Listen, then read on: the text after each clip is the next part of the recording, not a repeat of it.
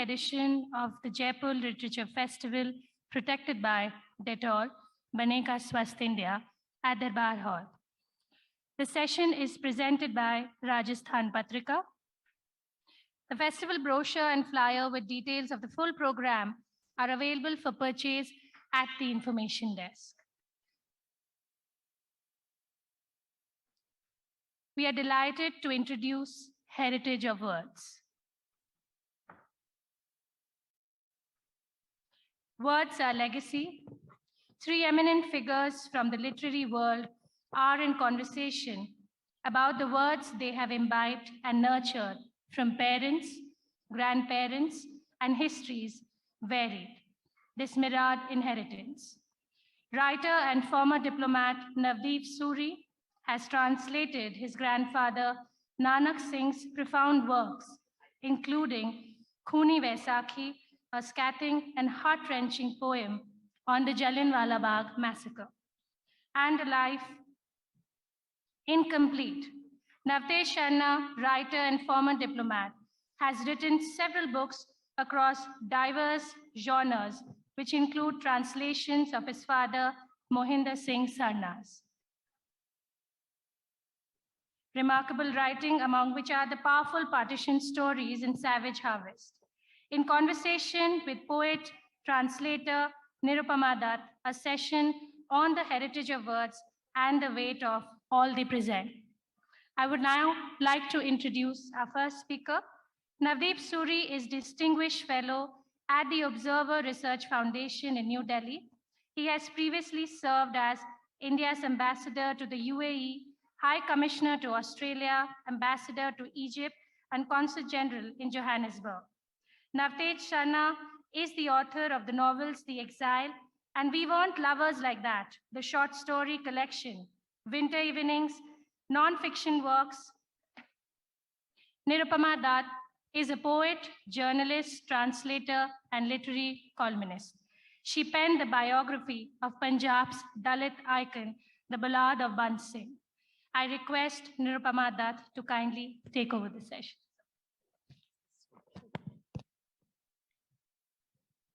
I welcome all of you to this session which deals with words, and more so the heritage of words. Words which come as legacy. Words are not mere words. There are people behind them. People of different hues, different religions, wearing different clothes, yet there is something which keeps them together, a hope, a brotherhood, even in the worst of circumstances. And I'm very proud to be with two sons of the Punjabi soil, I would say, Indian soil, of course, but their roots go back to Punjab, and also the undivided Punjab before 1947, which was independence for everyone, a happy time, yet Punjab and Bengal had to pay a heavy price because the two states were partitioned and the wounds fester still. Before I go on to them, I would like to just recite 4 lines of a poem from the other Punjab, the Punjab across the Wagah border. You see, words have connections. And Lahore had a poet called Ustad Damun. And when there was the first Indo-Pak Mushaira after partition, he came on the stage and recited a few lines saying, Barbad ina azadiyan to, hoye tusi bhi ho, hoye asi bhi ha. Lali akhiyan nahi pei dasdi hai, roye tusi bhi ho, roye asi bhi ha. That we have been plundered by independence, and the redness of your eyes show that you have wept and so have we. So now I move on first to Navdeep Suri. One collective comment about both Navdeep Suri and Navtej Sarna. They have worked hard. They have, done the country proud. They have represented the country as, ambassadors abroad, but they never, what is heartening is that they never forgot their roots or the tremendous heritage of words that came to them. Normally we see, manuscripts of writers and their poetry very often just sold to the Raddiwala after their death. There's no one to care for it, or just pushed behind and never talked about. But here, both of them took up the writings of their fathers, translated their father and grandfather, translated them, and are continuing to do so. I'll first go to Navdeep Suri. Punjab had a very famous novelist, Nanak Singh. Nanak Singh was a household word even before the partition of the country. And very famous novels, among them his very famous novel was Pavitr Papi. It's speaks about the human tragedy and yet the rising of the human spirit. I would like Navdeep to say that how is it that he turned to the legacy of words which came from Nanak Singh and translated them into English, and how has the journey been? Thank you, Nirupama. When we were growing up in Amritsar, and my grandfather was widely regarded as the father of the Punjabi novel, he himself was a fairly unlettered soul, didn't study formally beyond the 4th grade in school, but ended up writing something like 56 books, including 38 novels.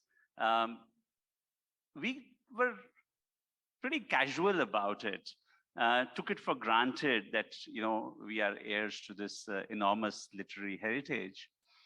But that was about it. Yes, grandfather was a famous person, and because of him, famous people came to our home. It wasn't until I was posted at our embassy in Washington in the late 90s, and it was my grandfather's centenary year, 1997. And Prime Minister Inder Gujral was the first, perhaps, Punjabi to be the Prime Minister, and was a great fan of my grandfather's writings. So he decided to celebrate the centenary in a big way with a first day cover and a postage stamp and all of that. And somewhere that spread. And out of nowhere in Washington, I started getting invitations from members of the Punjabi community, sections of the Punjabi community in Los Angeles, in Detroit, in Miami, in other places, that we are doing an event to celebrate the centenary of Nanak Singh. And we heard that you, his grandson, are there in Washington. Would you please come? So there was I, young first secretary, trotting along to these places and being chief guest for no reason except that I was my grandfather's grandson. Had nothing to do with my diplomatic position at that time. And that kind of inspired me, because I would meet these women in particular who would say, we learned Punjabi through your grandfather's books. Or you'd meet people who'd say, we learned Punjabi so that we could read his books. And somewhere that penny dropped, and my mother would always egg me on that you have a responsibility, because you're the only one in the family whose English language is halfway decent. So if only you were to take upon yourself to bring some of his books to a wider audience. And so the first of those that I did was Pavitr Papi, which was also a film made in the 1960s. The second one was a book called Adkhidya Full, which was published as a Life Incomplete. And then what I really enjoyed most recently was translating his Khooni Vaisakhi, which is quite a remarkable piece of work, because my grandfather was a survivor of the Jallianwala Bagh Massacre. He was in the Bagh with two of his friends. Both died. He survived and wrote this long poem called Khooni Vaisakhi, which was first published in early 1920. and promptly banned by the British, and all copies were confiscated. And then subsequently, through a coincidence of events, the book was rediscovered some 60 years later, and I had the privilege to bring that to a wider audience. You know, from our childhood, we would hear about the Khooni Vaisakhi, even in popular culture. Jallianwala Bagh, ye dekho. How challenging was it to translate poetry after you had done prose? But I had no experience with poetry. I see giants like Sudip sitting in front and who are extremely knowledgeable. For me, it was a brand new experience, and I struggled along the way. Initially, there was a great temptation to take recourse to free verse and not follow the rhyme and meter that was in the original, but somewhere the realization came that sound of the poem is as important as the text of the poem, and so battled with it. There's a very interesting kind of an epilogue to the poem, which is these people writing letters to the British government saying, what have you done? Why this massacre? Why have you paid us back for all the sacrifices that we made in the First World War? So many of our Punjabi young men died in the killing fields in Europe, and what we got in return is Jallianwala Bagh. And for at least 2 weeks, I struggled. I just couldn't wrap my head around how to do it. In Punjabi, it was chithiyan dard diyan, and I kept struggling with how to do these letters and how to bring about this and capture the rhyme. So eventually, I gave it a shot. One fine morning on a Saturday, the penny dropped, and so I did that as postcards of pain. And it's very simple verse. Please heed our humble pleas, our Lord. Your hapless folks seek help, our Lord, Lord being the British government. And so we plead in vain, our postcards of pain. Sir Rowlett came out of the blue, his bill got passed, none had a clue, and troubles came like a flood of rain, our postcards of pain. O'Dwyer signed the terrible law, a heap of misery is all we saw, only those butchers stood to gain, our postcards of pain. And then it was that Dyer's turn to light a match and let it burn, fired bullets at us with such disdain, our postcards of pain. Very beautifully done. Very beautiful. As all of us know, that Jallianwala proved to be a turning point in the history of enslaved India, enslaved under British rule. And that was the time when Rabindranath Tagore gave up his, knighthood.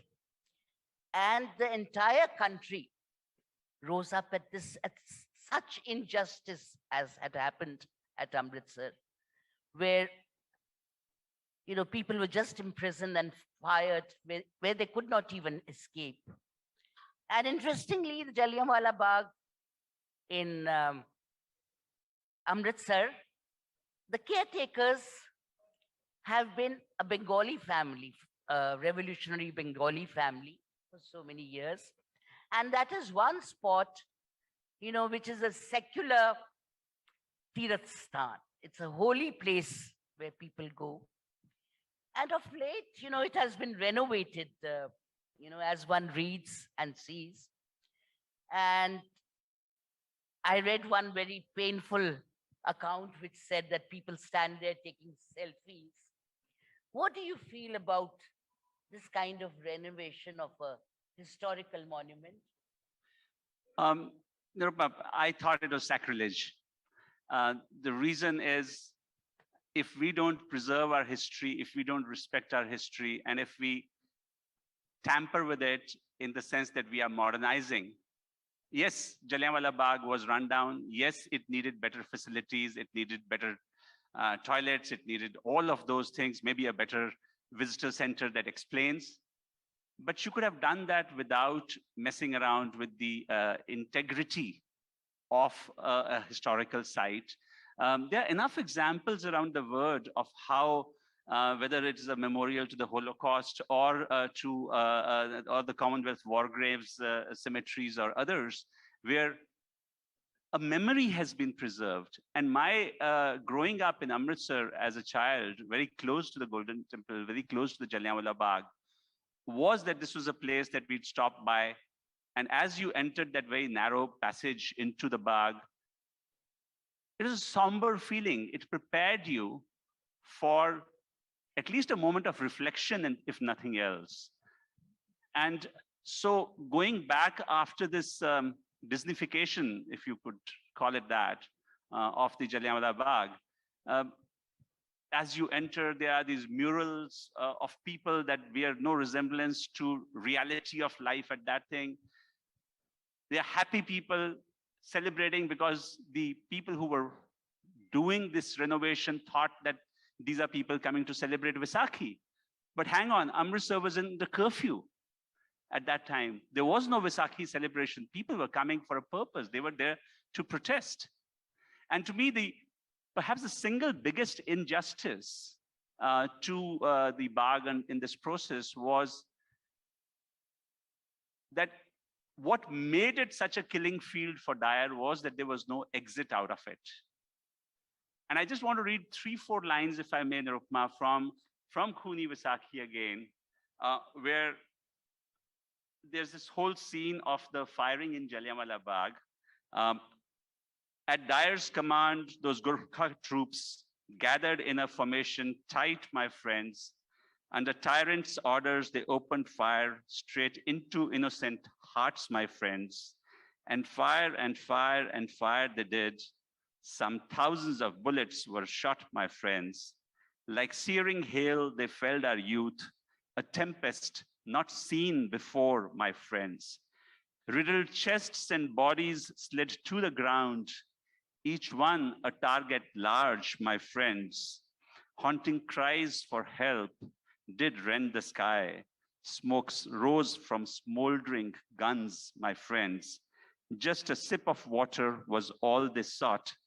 Valiant youth lay dying in the dust, my friends. That narrow lane to enter the Bagh, sealed off on Dyer's command, my friends. No exit, no escape, no way out was left, making the Bagh a deathly trap, my friends. This is what my grandfather wrote 100 years back. But today we have created a large exit so that it can be a better visitor experience. So for the sake of that visitor experience, we've actually messed around with something that was so intrinsic to Jallianwala Bagh. I'll stop at that. That is something really sad. And we've seen it happening over and again at different places. I think we should learn to preserve our heritage, to preserve our sacrifice, our history.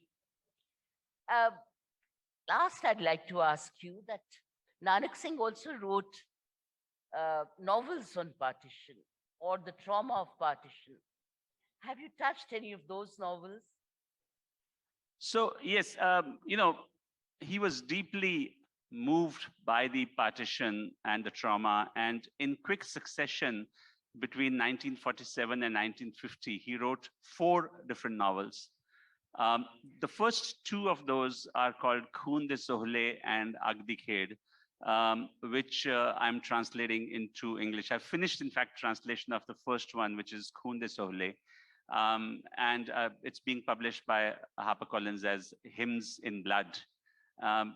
And it traces the plight of Hindu and Sikh families who are forced to leave from the Potohar region near Rawalpindi.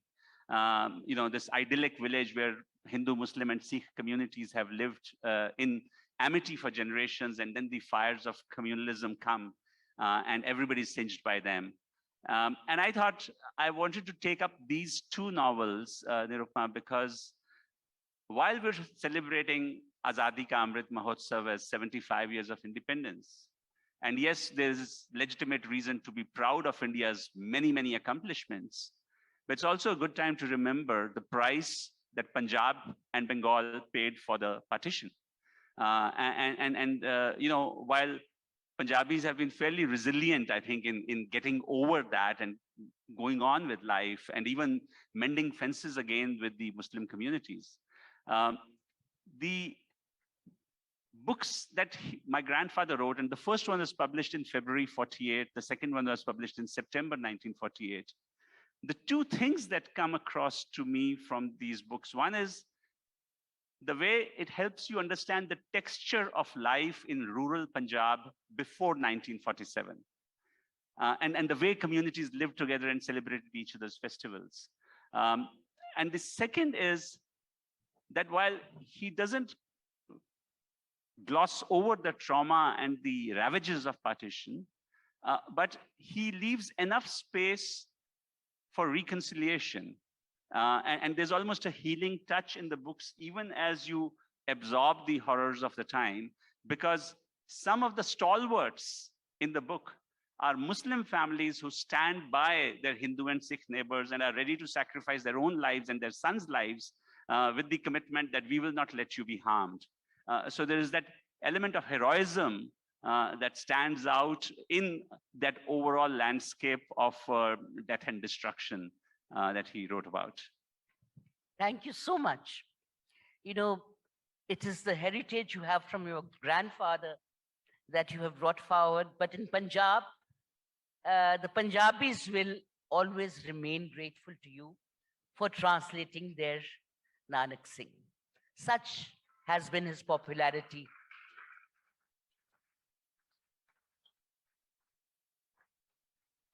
And now we come to Navtej Sarna, who's the son of another very famous Punjabi novelist, short story writer, Mohinder Singh Sarna, who came from across the border again.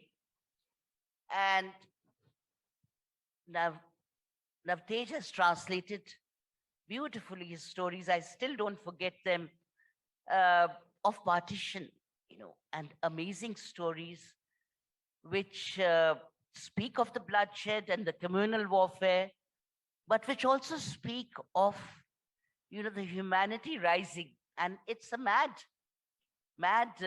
boy who surrenders his own ticket, Basanta Challa, surrenders his own ticket to fly to safety to Hindustan, the divided country, the other side, so that a girl who's engaged and is to marry someone reaches there safely and is not abducted or abused. Navtej, how did the process of translating your father's fiction, and as a reader also, how did you become your father's reader? And very often one sees that, children are often the last to read their parents' books. Well, thank you, Nirupama. In that sense, I was perhaps a little more immediate to my subject than Navdeep, because my father would have been, born 3 or 4 years after Nanak Singh ji would have been writing Khooni Vaisakhi. So this is the next generation. So I had the, perhaps, it was good fortune that I actually saw him writing. And many of the stories the partition stories were some things which he had written very early on after the partition, because he was of a generation that actually bore the trauma of partition on their bodies and their souls. And he, it took him years to come out of that trauma. And when he was coming out of that trauma, he was writing his partition stories. In a way, it was a way of coming out. So many of those stories were written when he was, 30 or, thereabouts. So I would hear a lot of those stories from in his voice, read out on the radio, various things, and then they were being taught in Punjab, in the universities, in MABA, etc. So the books were always around. Books were always part of the house. Conversations were always happening. People were always coming to meet him about these. You know, somebody was doing a doctorate, some students would come, etc. So one was familiar with that work, uh, and I was, you know, I think this process of taking the work forward usually falls on somebody or the other in the family. And as Navdeep has related how it fell upon him, you know, it somehow falls on some. And so I sort of took that up. And I was a self-taught Gurmukhi reader. And I, you know, and then at some stage, I felt this compulsion that I had to get them to a wider audience. I had to get them um into English. And these are just a spec. You know, this book is just 30 stories out of possibly 200 stories that he has. But these were all chosen by him because I sat with him in his last few months at some stage and I said, which are the stories on partition that you would pick? And I read out all the contents and he would say this, this, this, this. And I actually picked up the same stories and I added them here. What was the response to the Savage Harvest? I think it's been a dramatic response because I mean, you know how books are, they get lost. Distribution and sales and marketing is the weakest part of our publishing industry. But wherever people have seen this book, you know, people have been very moved. Wherever I have read out any story, you know, the response has been very emotional. And that I think is a reward enough.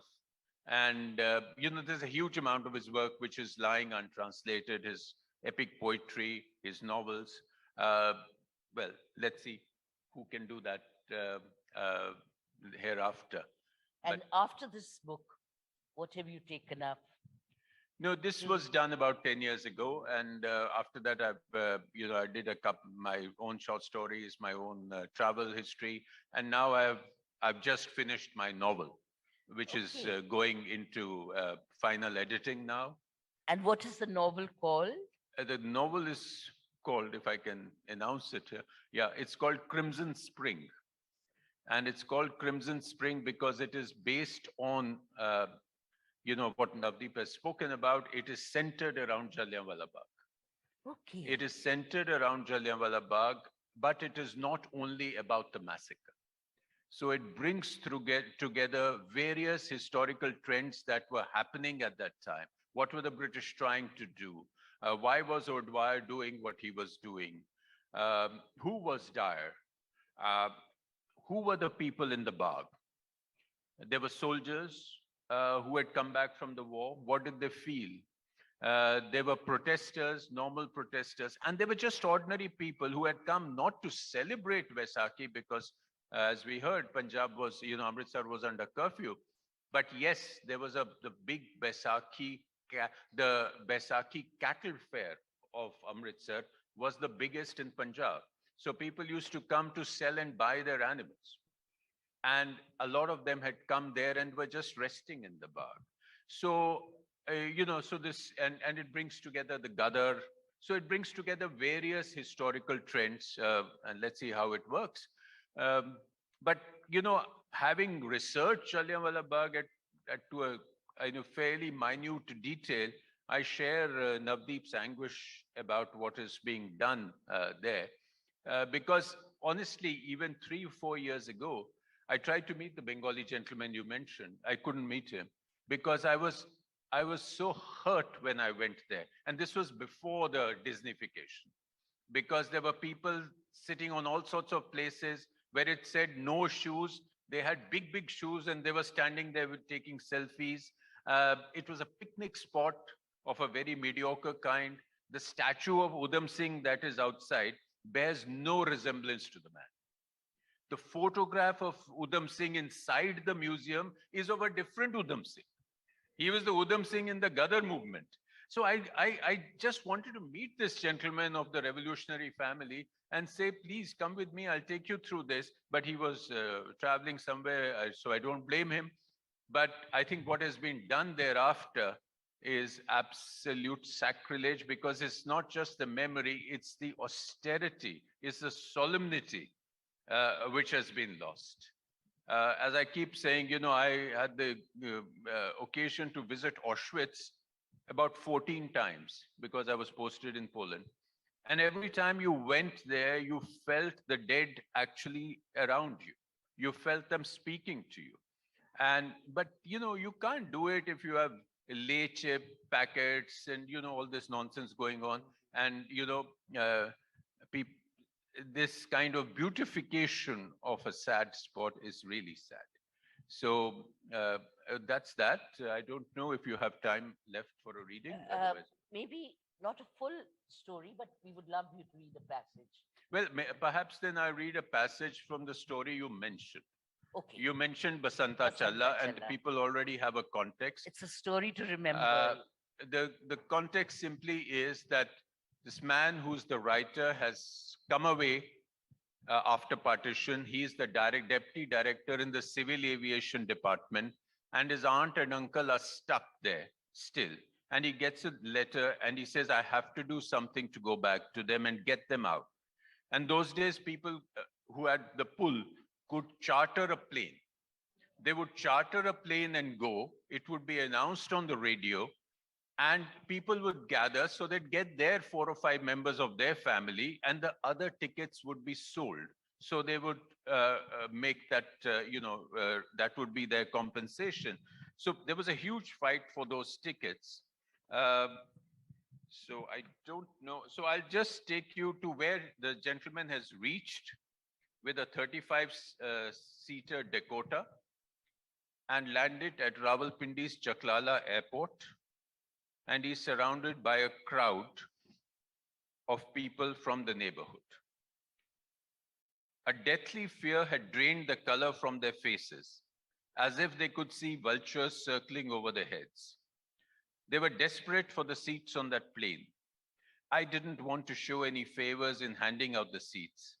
So after my aunt's family and her in-laws had been accommodated, I gave out the remaining 9 seats to the people who had asked for them first.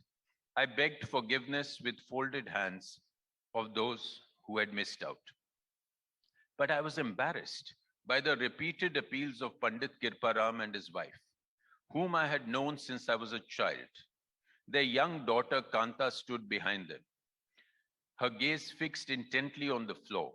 Her fiancé and his parents had left Pindi in April itself and were now settled in Delhi. The Pandit and his wife agonized over their daughter's future now that she belonged to another family, and wished that she should somehow reach Delhi. If that could come to pass, they could even die in peace in Pakistan. It's only 1 seat, her mother begged. Let her not even sit. She can go standing.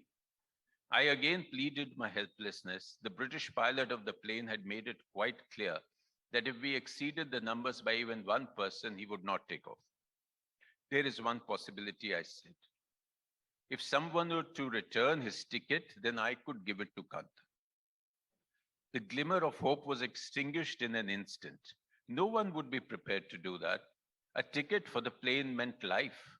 To return it was to step back into death's grasp. It was true that they had been together in that mohalla for generations, sharing each other's joys and sorrows, not like neighbors, but like those bound by ties of blood. But now things were different. The choice now was between life and death. No one was prepared to die in another's place, to step into someone's pyre.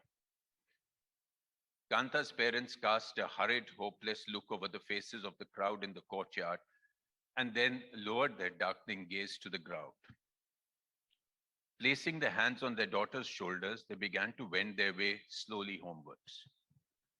Suddenly, someone shouted, I will give my ticket. Kanta will go on my ticket.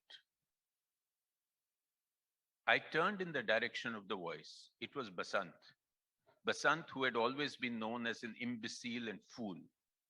Basant the fool, they used to call him in the neighborhood. Young boys would torment him and even cast stones at him. Paralysis had deformed his face in childhood.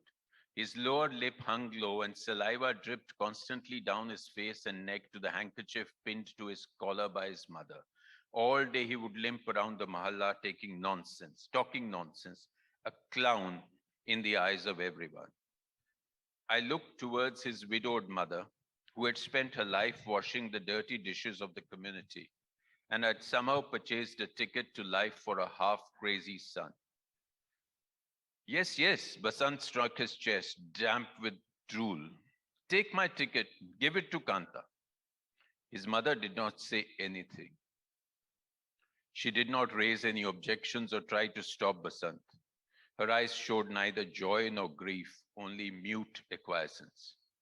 Seeing this, I returned the fare for the ticket to Basant's mother, took the money for Kanta's ticket from the bewildered Pandit Kirparam's hands.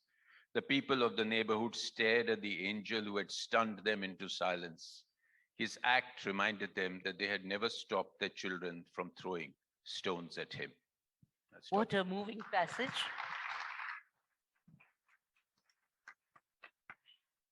I'm sure we have time for a few questions, but one is so moved by the spirit of the work both these writers have done and also their dedication and the context. And I seek their permission in dedicating this session to the dear poet of United Punjab, Waris Shah, whose 300th birth anniversary we are celebrating in Punjab. And any questions, please? Yes.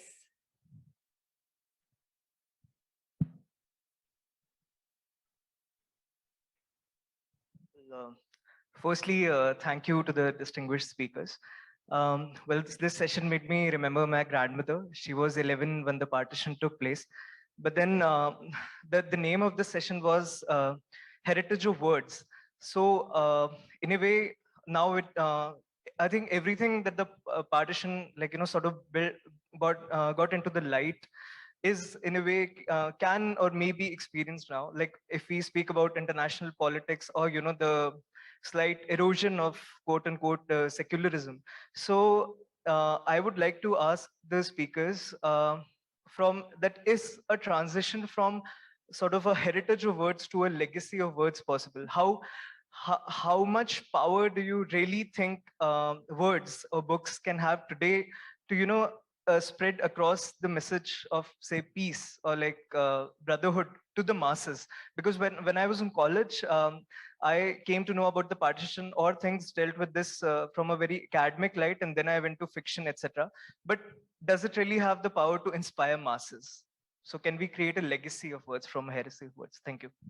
Who will answer this question? Okay, one of the things that struck me when I was translating both Khooni Vaisakhi and these two novels that I spoke about on the partition was the way my grandfather speaks about not only the reality of amity between the Hindu, Muslim, and Sikh communities, but the imperative that it should be maintained. And in fact, the justification that he gives in the foreword of his novel, the first novel, Hymns in Blood, is I need to write this now as I've seen it, as I've heard it, because later on, people are going to write about it through the prism of their own religious beliefs. And I want to say that each side was guilty and we lost our humanity. In fact, somewhere in his foreword, he says, and these are strong words which may not go down well, but he says, 1947 to me was an accursed year because we gained our independence, but we lost our humanity. And so he speaks at some length. In fact, I'll just read out a very short passage from Khooni Vaisakhi, which tells you about the scene of people going to the funerals, on the cremations, on the 10th of April, after there's been a firing in Amritsar. 3 days before the Jallianwala Bagh Massacre, to give you a sense of it. They straggled, drenched in anger and tears, distraught they truly were, my friends, carried corpses on their shoulders bent, limped back to their city sad, my friends. Hall Bazaar's mosque was the night's abode for dead bodies placed in rows, my friends, heaved up next morning and off once again to Sultan Wind's graveyard large, my friends. Funeral processions joined by thousands more walked angrily, dazed and distraught, my friends. Hindu, Sikh, and Muslim strode side by side, hearts pierced by arrows sharp, my friends. The same grief and pain they shared, each bound by sorrow same, my friends. Then a sight most wondrous was seen. It left us amazed and awed, my friends. Ya Hussein, cried out the Hindus and Sikhs, as Muslims echoed Ram Ram, my friends. And thus they reached the graveyard together, Hindu, Muslim, and also the Sikh, my friends. Funeral pyres flamed for Hindus and Sikhs, with Muslims buried alongside, my friends. Others injured, wounded, and limping slow were taken to doctors. From there, my friends, ask Nanak Singh what happens next. Stay on and listen with me, my friends. I'd like you to add to this. Yeah, I just want to add, particularly in the context of Jallianwala Bagh, one of the things that really troubled and irritated Michael O'Dwyer, who was the lieutenant governor, was the Hindu-Sikh Muslim amity that was obvious in the Rowlatt Act protests. And particularly on April 9th, which was just 4 days before Jallianwala Bagh Massacre, the Ram Navami festival was celebrated in Amritsar. And the Hindus, Muslims, and Sikhs were all together celebrating the festival. And they were, making sure that nobody was troubled, etc. They were drinking from the same cups, water. And that really angered the British because they saw it as a threat, That having been said, on the partition, I think, this, for instance, all the stories here are very, very strong, but their last word is hope. And hope in humanity, not despair. The stories say that though things were bad and there were bad people in every religion, there were also good people in every religion. And that, I just quote you 3 lines from what my father himself wrote. I am not without hope. Hopelessness leads to death and destruction. And it has never been my intention to put foot on that path. A writer who is without hope has no right to be satiric. I did not lose faith even when faced by the barbarity of partition. My partition stories pass knee-deep through the dark quicksand of blood and crushed bone, but they keep their head, on which they carry their bundle of hope, clearly above the quicksand. This hope is kept intact even in the whirlwinds of barbarity and brutality. So, literature, true literature, will go over these humps because it is written by a mind and a heart, who's bigger than petty politics. So this will go over the humps. History may suffer because history can be written from this side, half, quarter, double, whatever you want. Literature can only be true, good literature.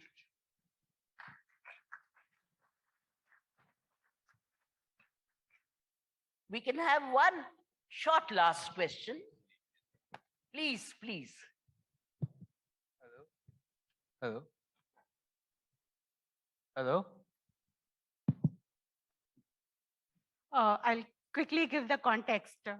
I'm Sushma Saxena. I work at Steel Authority of India Limited. I'm coming from Burnpur. You might not have heard the name. It's a very small town. We have a steel plant there. And I'm a general manager there. I have come here for my love of literature.